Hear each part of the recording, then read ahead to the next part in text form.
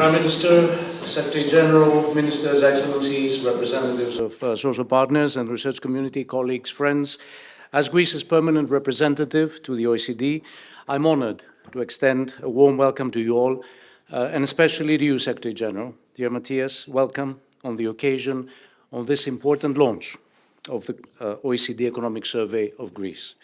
It comes in a long tradition of country surveys as a flagship OECD publication. Last one was launched here in January 2023.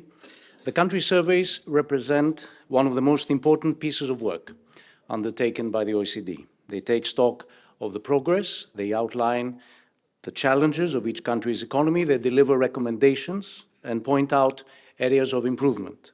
They are part of the valuable evidence-based analysis and advice delivered by the OECD to all its members and beyond.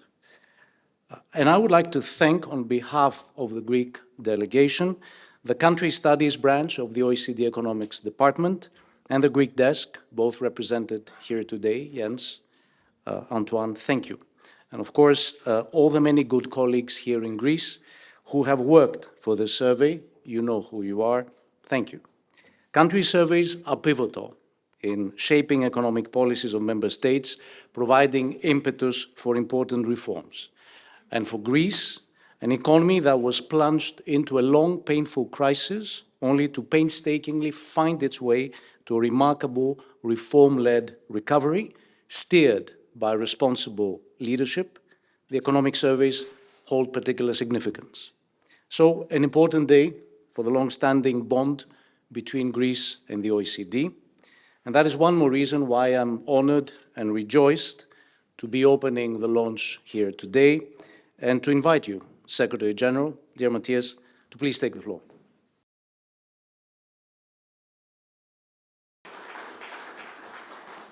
Well, thank you very much, George, dear Prime Minister, ministers. It's great to be back in Athens. So it's great to be here to launch the 2024 Economic Survey of Greece. Since our last economic survey in January 2023, as you mentioned, Greece has continued to pursue an ambitious reform agenda to boost growth and employment. Reforms have included efforts to reduce regulatory burdens, increase public sector efficiency by fostering digitalization of public services and targeted investments as part of the Recovery and Resilience Plan Greece 2.0. Economic growth in Greece since the pandemic has been robust despite the energy crisis and despite relatively low global growth.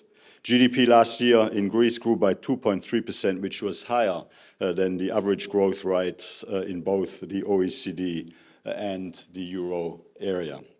The labour market continues to improve. The unemployment rate declined to 9.8% in October, following a broadly steady decline from a peak of 27.8% back in 2013.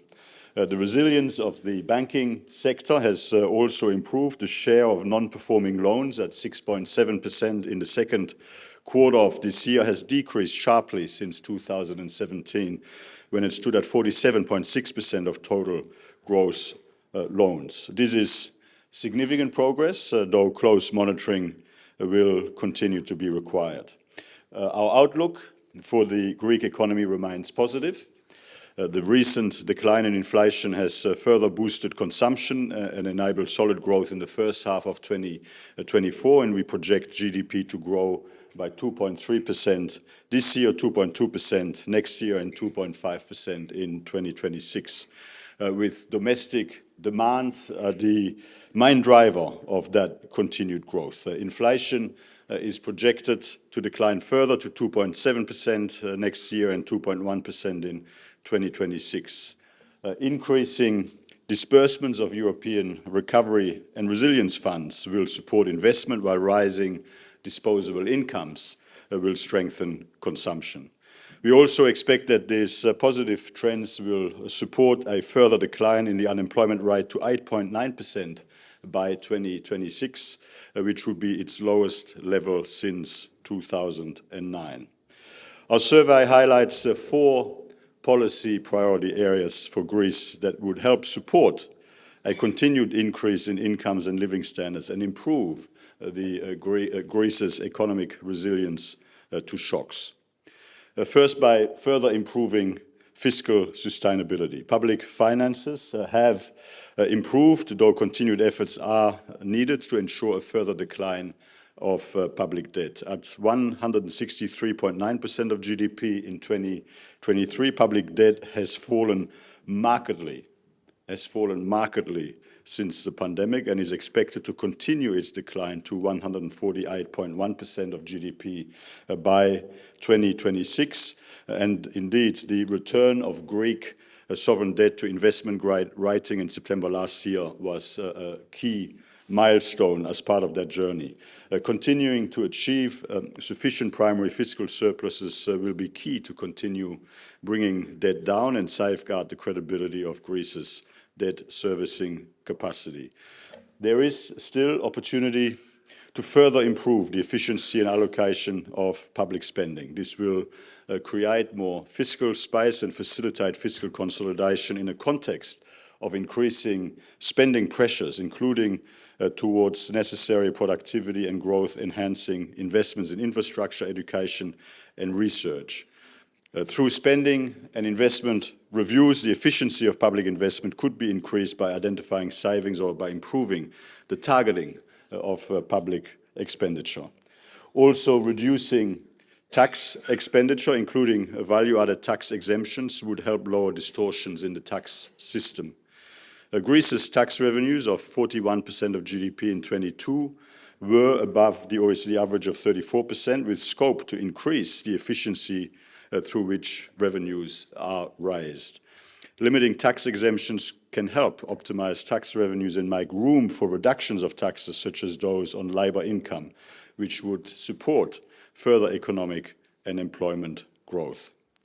Improving tax compliance also will help create more fiscal space. At 17.8%, the value-added tax compliance gap, that's the difference between expected and collected value-added tax revenues, remains comparatively large.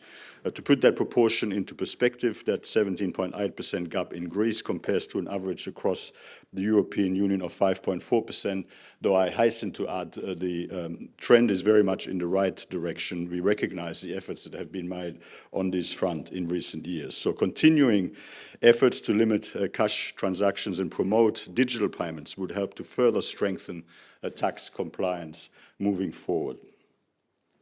The second policy priority is to boost firm growth and innovation to raise productivity. Greece's labour productivity is about 40% lower than the OECD average, and productivity growth in Greece has been low for some time. As the population ages, not just in Greece, but all around the OECD and in countries around the world, but as the population ages and the share of the working age population declines, productivity increases will be essential to support future improvements in incomes and living standards. The adoption of AI technologies provides new opportunities for firms to innovate and to become more productive, as was also recently emphasized in Greece's new national AI strategy developed at your initiative, Prime Minister. Strengthening competition by further reducing the regulatory burden on firms would support business dynamism. Greece has made significant progress on this front in lifting regulatory barriers to competition. In fact, I was able to report to the Prime Minister that between 2018 and 2023, Greece achieved the largest improvement of all OECD economies in the competition friendliness of its regulations as measured by the OECD product market regulation indicators. The regulatory framework is now better suited to support starting up a business with greater transparency and simplicity in administrative process and legislation and fewer restrictions on foreign firms doing business in Greece. However, there's still scope to do more, and also I guess it will take a little bit of time for perceptions to adjust to the new reality, to make sure that people actually understand how much easier it is to do business in Greece today than what it might have been in the past. Regulations in service sectors, though, remain restrictive, and there is opportunity for them to be relaxed and to move closer to the OECD average. The recent easing of licensing restrictions in several technical professions, certainly on that front, is very welcome. But, for example, the legal profession remains more strictly regulated and would also benefit from lifting restrictions, including on joint ownership of legal firms with non-lawyers. This would help increase competition, provide better services for businesses, and help further strengthen incentives to invest and to innovate. Higher investment in innovation would also help increase productivity. Greek firms invest less in research and development than firms across the OECD. The investment in research and development by Greek firms sits at about 0.7% of GDP in 22, well below the OECD average of 2%. Improving public support for research and development can help strengthen incentives, especially for smaller firms, to invest and lower the productivity gap between small and large firms. Loan guarantees and subsidized lending programs should be systematically evaluated to ensure that they are actually effective in boosting investment in new technologies. A third priority is to continue the efforts to increase the level of employment on the back of developing the skills actually required across the economy. Despite a significant reduction in the unemployment rate, unemployment remains comparatively high at a time of comparative labour market tightness, driven by labour and skills shortages. More employment would support higher tax revenues and lower social expenditure, and is a key to address Greece's demographic challenges, where population ageing will require drawing on the workforce's full potential. So better training opportunities would support job matching. Labour shortages have increased, as I say, despite a relatively high level of unemployment, which indicates that there are significant skills mismatches between workers and jobs, or between job seekers and jobs. Almost 1/5 of youth aged 20 to 24 are neither in education, employment, nor training, which is significantly above the OECD average, which calls for better training policies and more information about labour market requirements, beginning at the secondary education level, to provide young people with the relevant skills to strengthen their career opportunities moving forward. Strengthening vocational training is key to reduce labour market mismatches. The uptake of vocational education enrolment in recent years is welcome, but we would suggest would need to be further accelerated. Greece should build on recent progress with its reform of the national vocational education system to roll out work-study programs more broadly, and further improvement should focus on strengthening the role of workplace training and close cooperation with private sector employers, including via vocational high schools. This would make vocational education more attractive, help students transition into working life, and provide more valuable skills to workers and businesses. Focusing active labour market policy spending on relevant training would also help increase the effectiveness of that public support. Current spending on labour market programs is often targeted on direct job creation programs in public works. We have not found these programs particularly effective in bringing workers back to the labour market. More spending on training and counselling for job seekers would help to improve labour market outcomes in a more effective way, we believe. The expansion of training programs for job seekers and for those outside the labour market should go together with an increased focus on the quality of those programs and their systematic evaluation. Expanding childcare facilities would help strengthen women's labour market participation. The gap in employment rates between men and women remains significant in Greece, comparatively significant in Greece, although it has narrowed recently. Greece's gender employment gap of 17.2%, as I say, is well above the OECD average. This may reflect the limited availability of affordable childcare services at early ages, and shifting resources currently spent on cash support for families towards the development of childcare services could allow more women to join the labour market. The fourth priority area relates to the area of the climate transition. A mix of policy tools is needed to continue to transition to net zero. Greece has cut its greenhouse gas emissions by 42% over the past 2 decades, which means that Greece is on track to become a net zero emission economy by 2050. Yet Greece still produces more greenhouse gas emissions per unit of output than countries in the OECD or the European Union on average. A mix of policy tools, including the better pricing of emissions, would support the continued transition to net zero. More consistent price signals would help businesses and households find the most cost-efficient ways of cutting their emissions. On this front, phasing out fossil fuel subsidies would be an important step in this direction. Tailored incentives and regulations to foster green investments in the sectors responsible for the bulk of emissions, including energy, will be an important part of the approach. Greece already produces more electricity from renewable sources than the OECD on average, with a share of 42.7% relative to 31.4%, but here also more can be done. The swift implementation of the planned one-stop shop for renewable energy projects and a review of current procedures for obtaining environmental licenses would help boost renewable energy capacities further. Climate change adaptation policies need to be stepped up to help address the impact of disasters. A large part of the Greek population is exposed to climate hazards and disasters, as evidenced by the increase in wildfires and winter storms in recent years. So far, much of the cost of these disasters has been borne by the government through necessary ad hoc policy responses. Private insurance should play a stronger role, and Greece has taken welcome steps to promote the uptake of private insurance. Going forward, incorporating climate hazard planning into the preparation of infrastructure projects is key to mitigate the potential risks of climate change. So in closing, Greece has made enormous reform progress in recent years. The economy is growing, employment is rising, unemployment is falling, debt as a share of GDP has come down sharply, with Greek sovereign debt having recovered its investment-grade rating. Things are heading in the right direction in Greece, with a more dynamic and more resilient economy creating opportunities for people across Greece to get ahead.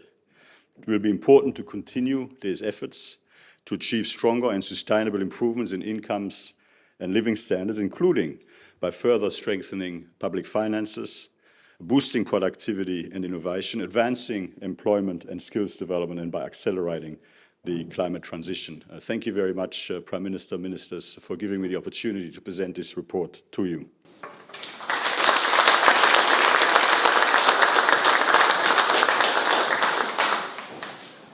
I'm now honored to invite you, Prime Minister, to please take the floor.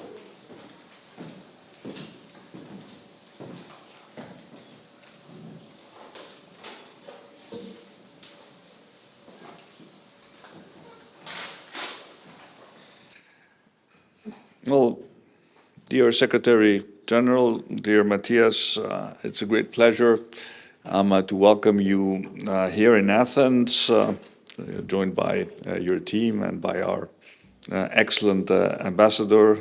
Dear George, thank you for the work you've done. And the launch of country survey is always a big event. And again, thank you for the highly interesting and insightful presentation. I think it's a presentation that acknowledges the very, very substantial progress that Greece has made over the last 5 years, but it also presents, and that is where I find it in being particularly valuable, useful proposals regarding a future course of action. I think there's no doubt, and I think this is confirmed by the study, that the Greek economy today is in a much, much better shape than it used to be 5 years ago. And this progress is actually making, a real difference in our citizens' living standards, as evidenced by the decline in unemployment, but also the rise in real wages presented in the survey, particularly for the years 2023 and 2024. And we should not forget that the Greek economy has created 500,000 jobs over the past 5 years. And having said that, I also agree that there is still a lot to be done to achieve the convergence of our citizens' living standards with the OECD and, of course, the European average. And to achieve this convergence, which has been the main goal of our government and the central theme of our 4-year mandate, we need to maintain the policy pillars that have served Greece so well since 2019. These are pointed out in the survey: sound fiscal policy, continued improvement in financial conditions, and very, very importantly, implementation of growth, but also inclusiveness enhancing reforms. And following the pandemic shock of 2020, Greece has been consistently outperforming the EU average growth, but also the OECD average growth by a significant margin.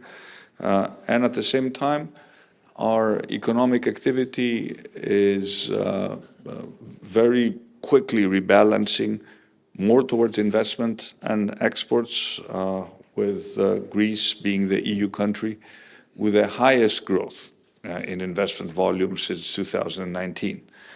Now, also, the composition of our economic activity has been gradually changing. The share of industry and manufacturing has been increasing, both in terms of GDP and in terms of employment. And all in all, this process of convergence has been set in motion. And this is also reflected in the survey's estimate of strong growth in potential output, denoting an acceleration in Greece's productive capacity.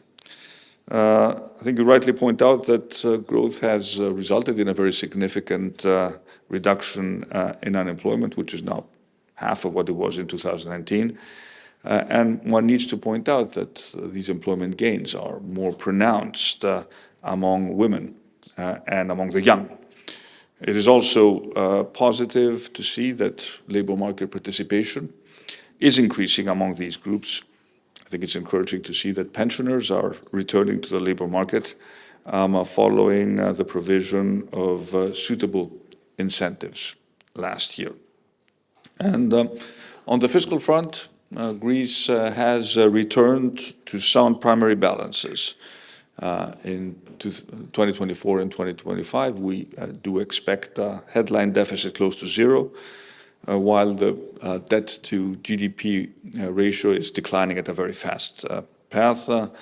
You highlighted very significant developments in our banking sector, which have been positive. As the cleanup of the crisis legacy is now advanced, banks are financing the real economy at a gradual pace. They need to do much more. We'll talk about that much more in more detail over the next days. The improved growth, financial and fiscal outlook of the country, combined with the credibility of our economic policy, has resulted in a marked improvement in Greece's market standing, its sovereign borrowing terms. We have regained investment grade, which was the main goal that we had set out before the 2023 elections. Our government bond yields, dear Matthias, have been declining probably at a faster pace than many had expected, in spite of global inflation, economic uncertainty. We dropped below those of many of Euro area member states. And all this is very positive, but it cannot be a reason to become complacent, nor should we be unaware of the continued challenges. The levels of per capita GDP, investment, unemployment, productivity continue to be below the OECD and EU average. And furthermore, although the process of disinflation continues, as in many OECD states, this last mile of the journey back to the 2% inflation target is harder than the previous stages. Price levels continue to be elevated. Therefore, despite rising nominal and real wages, our citizens continue to feel pressure on their purchasing power. And we fully acknowledge this is a significant problem, not just for Greece, but I imagine for most OECD countries. But going forward, I do expect this problem to be moderated. The recent inflationary episode is drawing towards a close, but real wage growth accelerates. And this is an expectation which is also shared by the survey.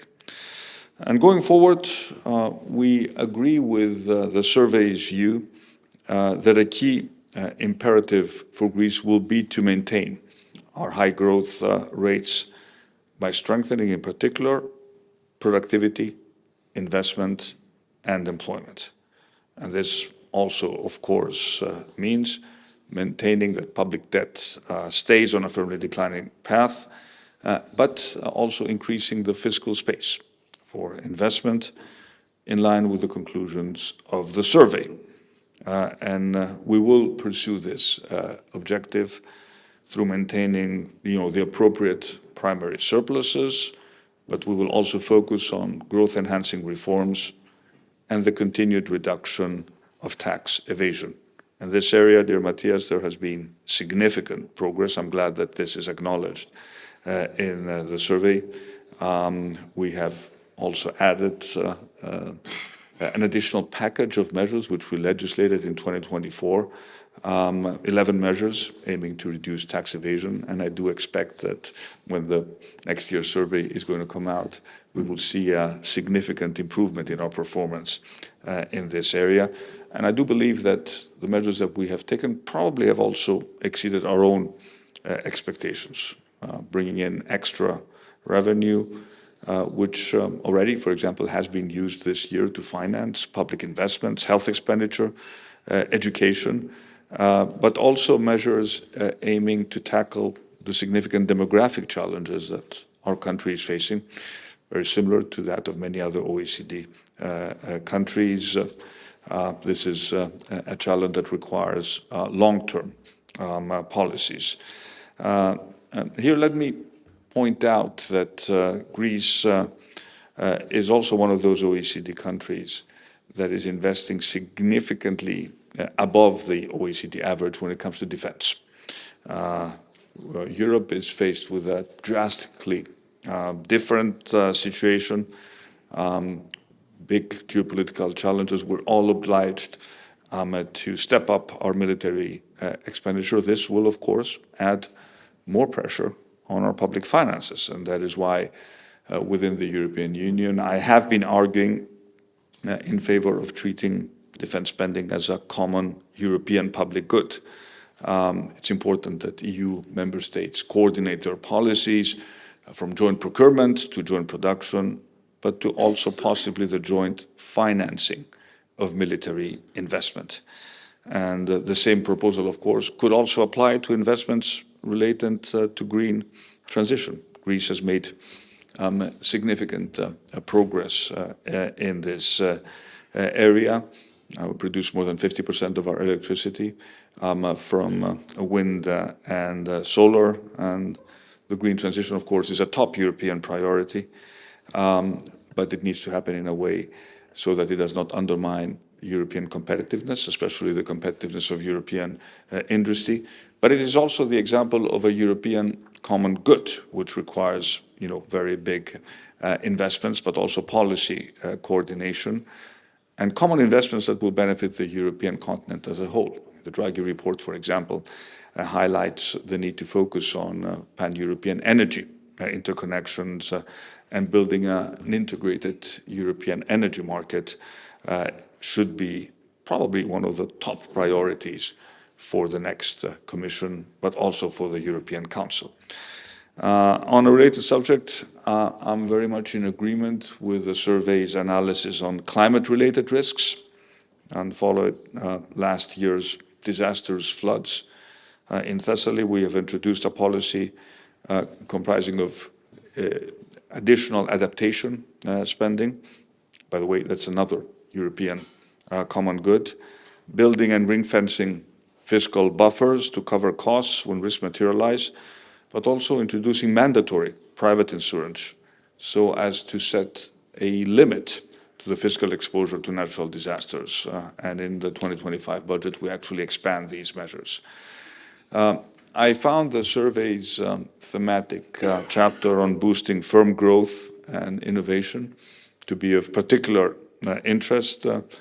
We recognize that innovation and productivity growth are critical challenges for Greece, and they are key for ensuring long-term growth, particularly under the present demographic challenges.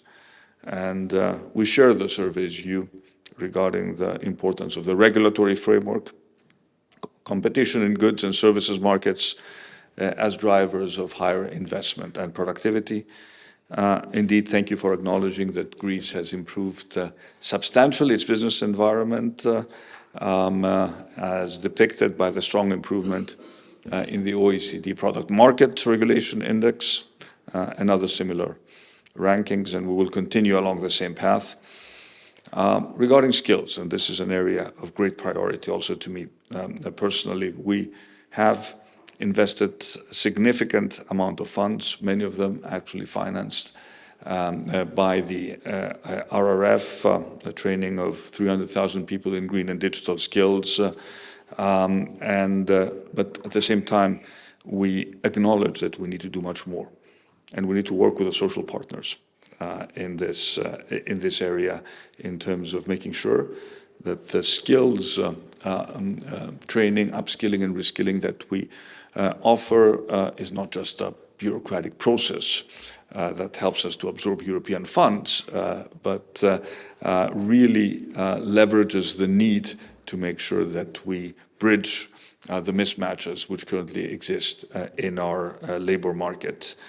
And I would like to end my remarks by making a special reference to artificial intelligence, a subject which is at the cutting edge of the global debate on productivity. And a major national objective for Greece is to catalyze this global technological revolution in artificial intelligence for the benefit of the country and its people. We recognize that we are a relative latecomer to artificial intelligence, but this may also offer us an opportunity to leapfrog to the next generation of AI development, exploiting possible competitive advantages.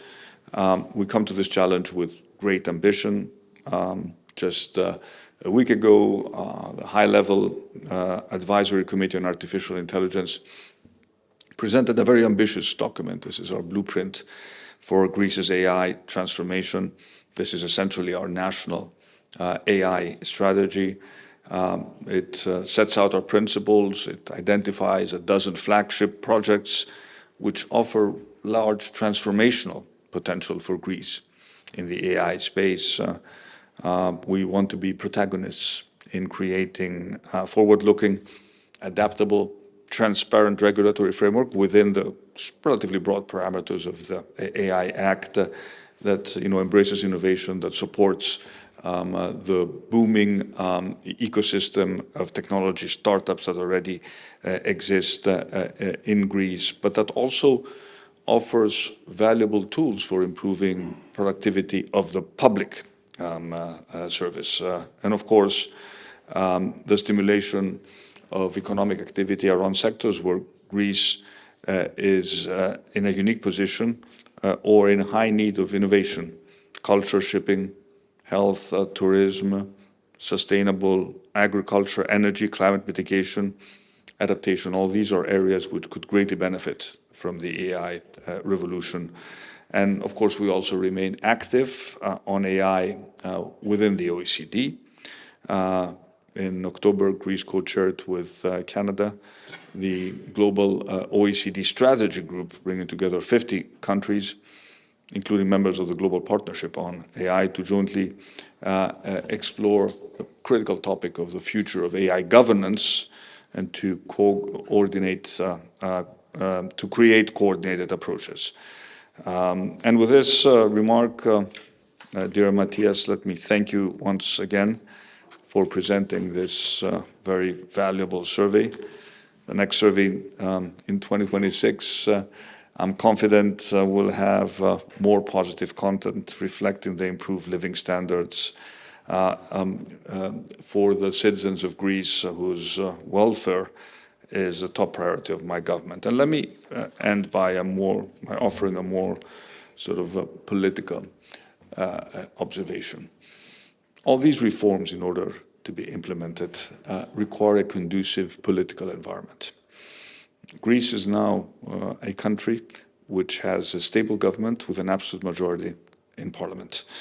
And at a time when the politics of many European countries are becoming that much more complicated, this is the most important necessary precondition to implement an ambitious reform program. And we are in the fortunate position to meet this precondition. And we certainly intend to honor the trust which was offered to us very generously by the Greek people in the recent election, and to make sure that we move forward with ambitious reforms.